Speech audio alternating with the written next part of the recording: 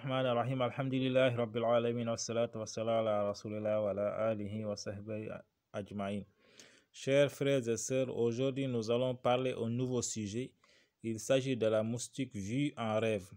La moustique est citée dans le Coran au verset 26 de la sourate Al-Baqarah, la vache.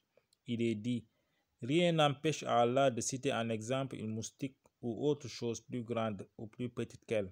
Ibn Kassir nous rapporte le commentaire d'un savant musulman du nom de Rabi ibn Anas qui dit à propos de ce verset: la moustique est citée en exemple ici pour la comparer à la vie éphémère de ce monde. Tant qu'elle a faim et à la recherche de nourriture, la moustique survit, mais une fois sa faim assouvie, elle s'engraisse puis meurt.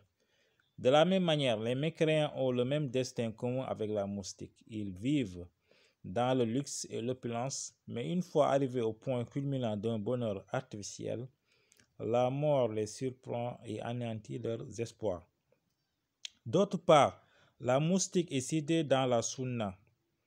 Le premier hadith est d'Abu Huraira qui dit que le prophète Mohammed sallallahu alayhi wa sallam s'est exprimé ainsi: un homme d'un rang social élevé et jouissant d'un corps robuste à cause de l'obésité se présentera devant Dieu en perdant tout son poids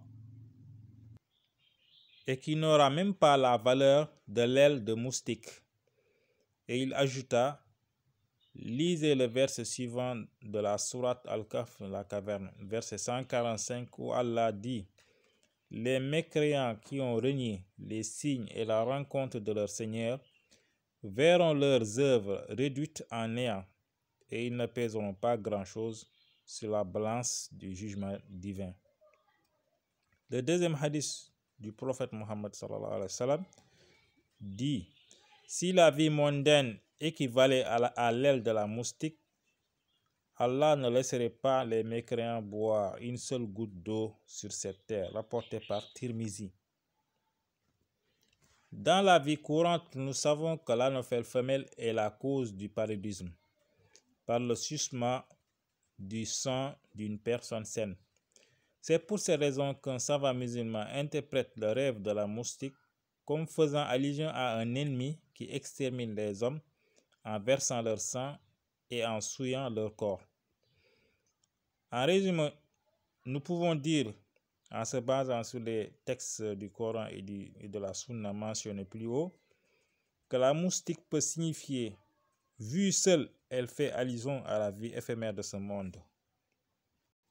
Mais si on se voit transformé en moustique ou bien on se retrouve sur une même balance avec la moustique, c'est que peut-être on a perdu le luxe et le privilège qu'on avait sur le plan social.